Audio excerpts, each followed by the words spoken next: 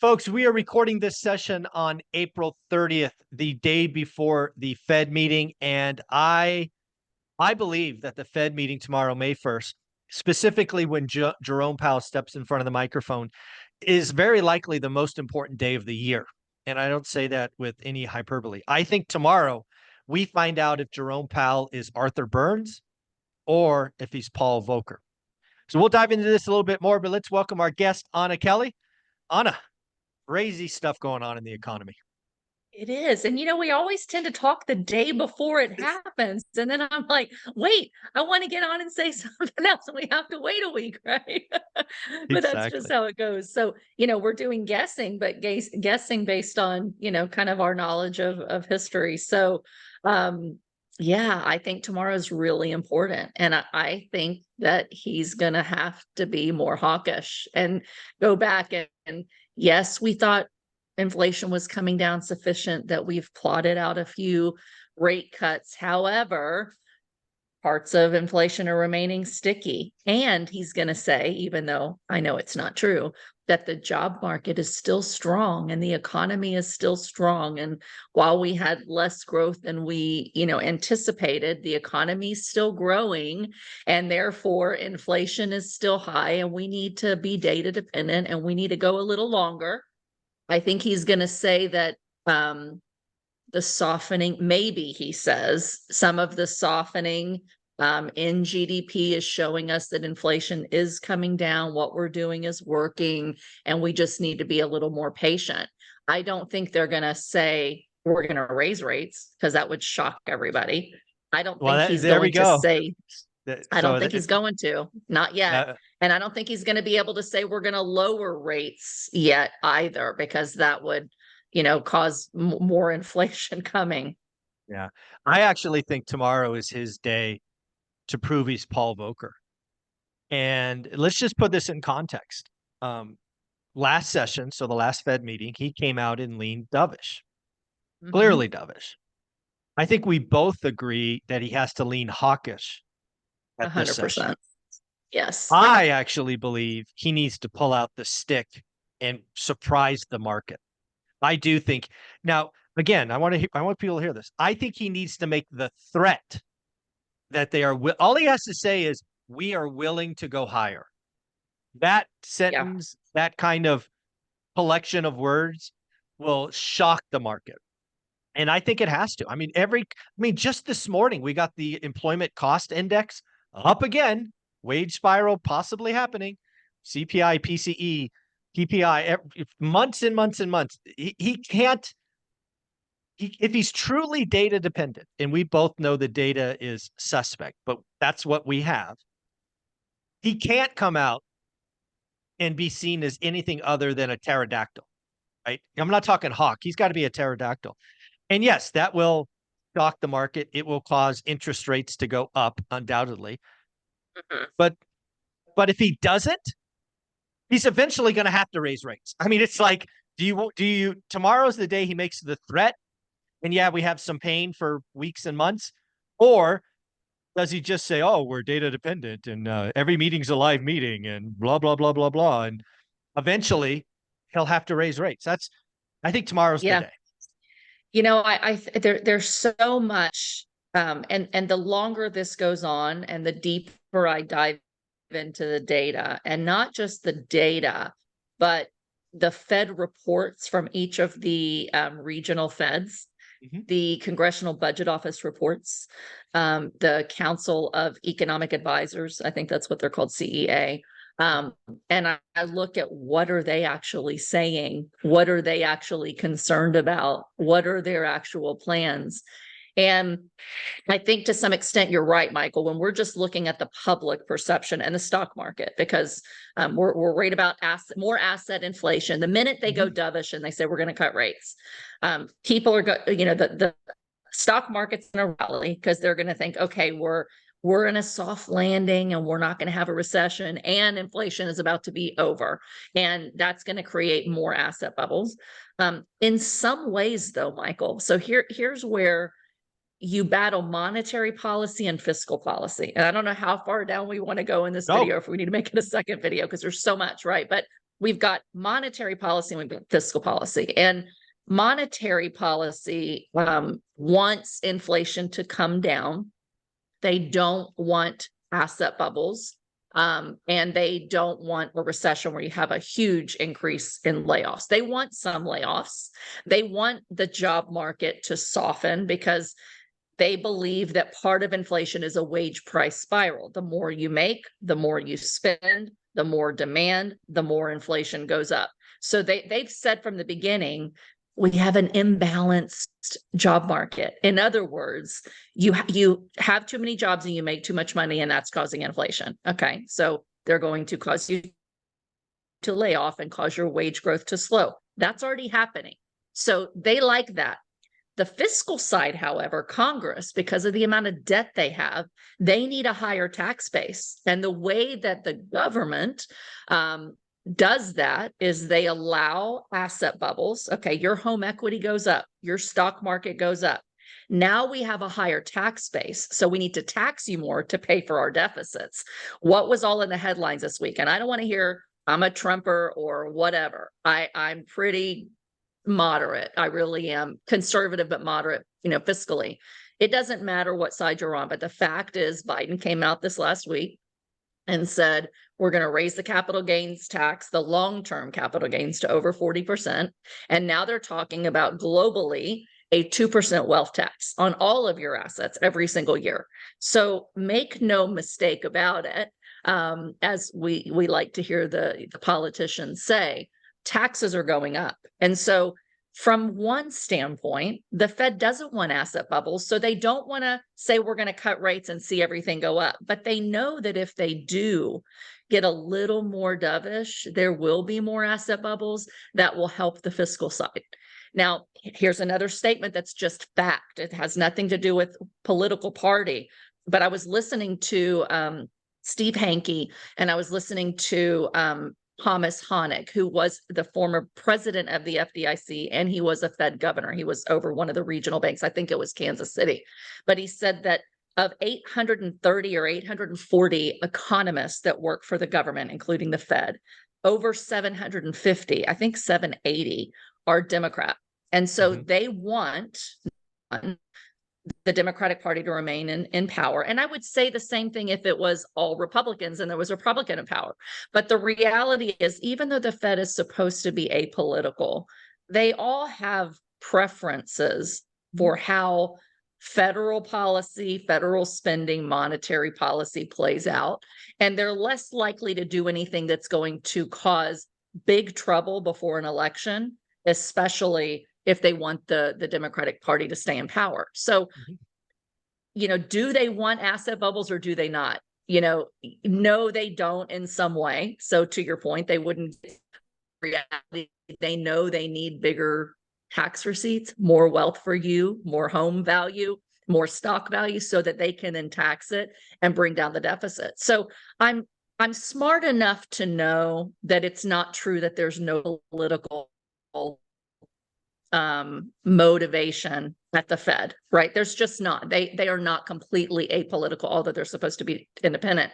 And I do know from reading Fed reports and CBO reports that they're on the same page with Congress about where they want things to go. Okay.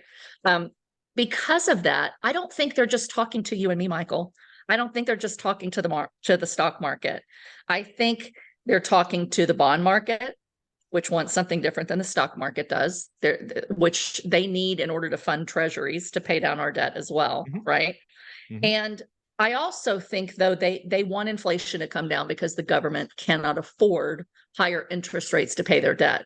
So I do not think that they will come out and say, we're going to raise rates. Now, they might say, like some of them have said, so let me push back on.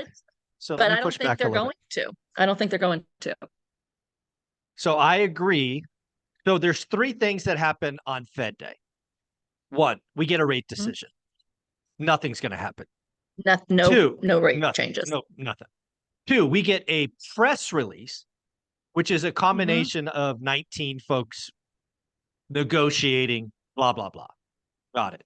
However, Jerome Powell, in front of a microphone in the Q&A, and let's never forget, he's a Republican, And I believe tomorrow he declares Arthur Burns or Paul Volcker. Why is that important? Guys, He'll if you definitely don't be know, more hawkish. no, I mean, I'm talking pterodactyl. And this is why. Why did Arthur Burns have such a hard time? Because Nixon was yanking his chain. And every time rates went up and he had a little bit of break in inflation, he made him bring them right back down. And we had fiscal spending and because of the war and all of these things. Paul Volcker came in and said, no, the only way I'm going to break this is to go higher. He had plenty of pressure from Congress, the president, all of that. But he said, no, my job is to have stable prices, and this is how we're going to get there.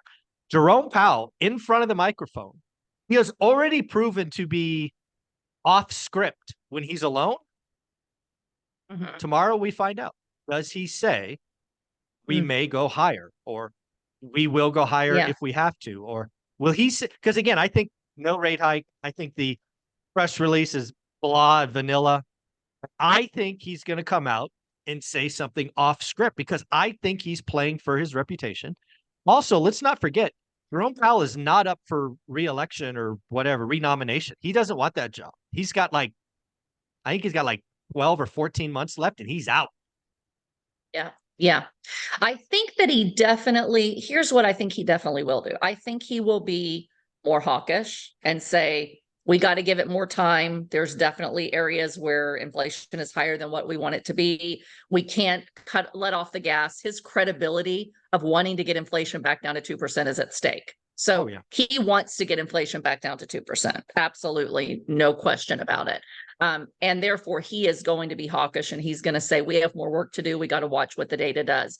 If they ask him, is there a possibility of raising rates? I think he'd say yes. I think he'd say if inflation proves to be worse and stickier than we think, then we will do what we need to do based on data. Yes. So I don't think he comes right out and says it, but I agree with you that he will answer that question and say yes. The question, I agree. And I think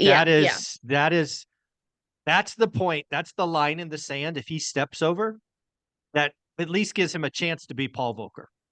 Yeah. Because if he hems and haws and goes, hey, we're restrictive enough and blah, blah, blah. And he's Arthur Burns. I think the difficulty, though, Michael, is that he knows his hands are tied. Monetary policy, and this is where, again, it's very complex and even more complex than I fully wrap my head around, right? I get it at the margins and at a high level what we're dealing with when I say we have fiscal dominance. So, but I don't understand all the nuances and everything. But I will tell you this, the difference between Volcker's era in the 70s, like let's say 1972, 1973, and where we are today is that government debt to GDP was 30% in 1972. And when government GDP was 30% in 1972, also just so we're clear, it's 81 and 82. We're off a decade. Arthur Burns was 70 to 78. Volcker was 78 to 86. Correct. But what I'm saying is in 1972, when we were at a very similar phase in where we are at the beginning of kind of the inflation fight. So this was before, Volcker, to your point, because Burns was on and off for a decade, and then Volcker came in and said, okay, we're going to get this inflation down for good. But people were worried that the government was going to go broke. In a Time magazine article in 1972, they were saying the government has too much debt and we have inflation and the government won't be able to pay the interest on the debt. Same thing we're worried about today. The difference, though, was two things. One, bank lending was super loose and private sector was creating a lot of inflation and a lot of GDP as well. So even though they were fighting inflation, they also had they were producing GDP. And so when Volcker comes up and really jacks up rates, he was really constraining the private sector from spending. Well, the private sector was making up 69%, I believe I read, of all of the spending. Now the government is actually spending equal and just slightly more than the private sector is. Banking has already tightened. The consumer is being hurt and hit already. And the lower income and even those at 125,000 and below are really pulling back on spending. They're already crushed. So the difference for Powell then at a starting point, which, debt to GDP is over 100%, 120 to 121%. Every time he raises rates, he raises government interest on the debt. And the interest payments alone have now exceeded what we spend on national defense and Medicare together. So, basically 20% of government spending all goes toward paying debt. And if I was going to say Volcker, if Powell raises rates, he's raising the deficit. And here's the problem. The government is spending as much or more than the private sector. So the government spending is causing inflation to go higher because they're putting money back into the system. And every time the government spends money and gives to someone with Social Security or someone on welfare, wherever it is, they go spend it. So the government debt is increasing private spending. That keeps inflation higher. So they're in this circular loop where what's the reality is, because of the government debt and the government spending, Michael, it's keeping inflation up. And so if he raises rates, we could get in this perpetuating, inflationary spiral. And his tools, whether he goes up a quarter or down a quarter point or up a half or down a point, they're not going to make a whole lot of dent on inflation. But Powell can't say that. He can't say to the American people. Now, he has said in a written report that the government needs to rein in spending. We're getting concerned about fiscal deficits, but they haven't told the American people, no matter what we do, and the stock market and the bond market, although they know, the government has to stop spending or they have to raise your taxes or both. And if they don't, it doesn't matter what we do to rates. We've lost control of where rates really are. And people demand higher returns on their treasuries. And that's what drives your mortgage interest rate more so than what Powell does. So Powell knows this, right? But most of the people don't. Most of the news media don't. They don't understand how dire it is. And I think they have lost control of where interest rates really go. At the same time, he's dealing with the other hairy monster. The press release, the headline is GDP is strong. It's still growing. Jobs are strong. I've dug under the hood with jobs, Michael. There are more and more layoffs. The ISM Manufacturing and Services report that came out last week said that more than 50% of CFOs are planning layoffs this year. 50%. You've already got a huge announcement of services and manufacturing employers about to create or planning to announce layoffs in the next week. Okay. So I expect more layoffs. You are seeing an actual 1.3 million jobs lost over the last 2 quarters of 2023 rather than job gains. Full-time loss, 1.3 million. All of the new job creation those full-time are government jobs, but the rest, Michael, is part-time jobs. Every time in history, with the exception of once, there is one exception. When full-time jobs come down, part-time jobs go up because people need a second and third time to job in order to make ends meet. You have a recession. So Powell knows not only are we dealing with higher inflation, a lot of it government induced, the consumer is spending less and we're on the verge of a recession. And when you have an inflationary recession, which we don't really talk about, where you have both inflation and recession, what you and I have called stagflation essentially, or rolling recessions, that could solve the problem for him with the GDP to some extent. But it's also going to cause a recession, which he doesn't want. So he's trying to navigate this soft landing in a pressured job market where unemployment is likely to go up pretty high.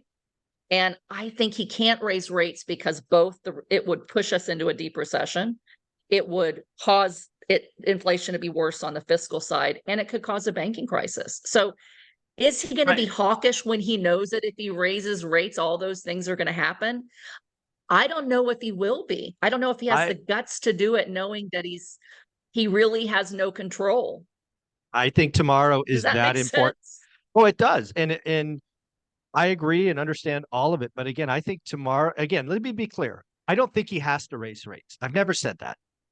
But I think tomorrow is the day. There are a lot of people thinking that, though, thinking he must raise rates. Yeah. But he has to come out with a bat and make it clear that he is willing to. If he doesn't, if he's like, hey, we're good here, yeah, we're restrictive enough. We'll just cruise, maybe no cuts till 25. We're good.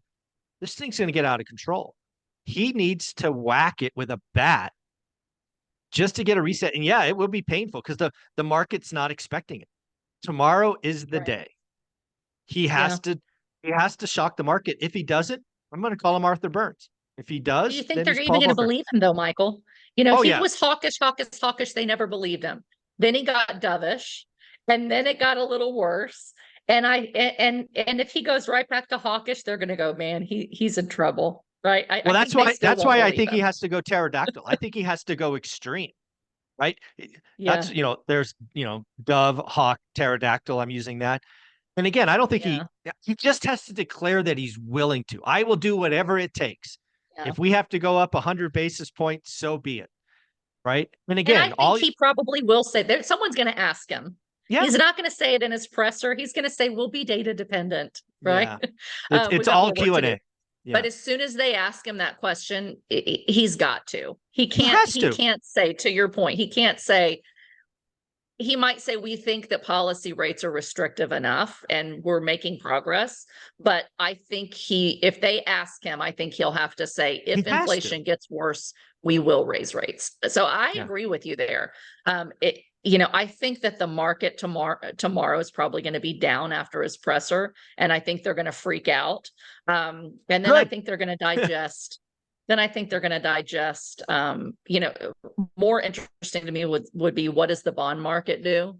Mhm. And do more treasury auctions fail and need higher rates in order to get someone to buy bonds to Mhm. fund growing deficits that higher interest rates will make worse? Yeah. That's what I'm really watching. And that's the rate, the 10-year treasury, the 30-year treasury. That's where we're going to really go as real estate investors. Where are our Yeah. rates going to be next? But I Yeah. hope he's hawkish. I do. I just believe that his hands are tied, and I think he's got to walk a very fine line in how he describes that his hands are tied. Yeah. We shall see. It'll be interesting. Folks, in episode 2 with Anna, we're going to talk about all the government data and why they're lying to us. That should be a lot of fun. But before we get to that, Anna, where can people find you? Great. You can find me here every week on your show and on the playlist. You can find me on social media at Anna Kelly REI Mom. And if you're interested in real estate coaching and consulting, you can find me at AnnaKellyInvesting.com. Thank you so much.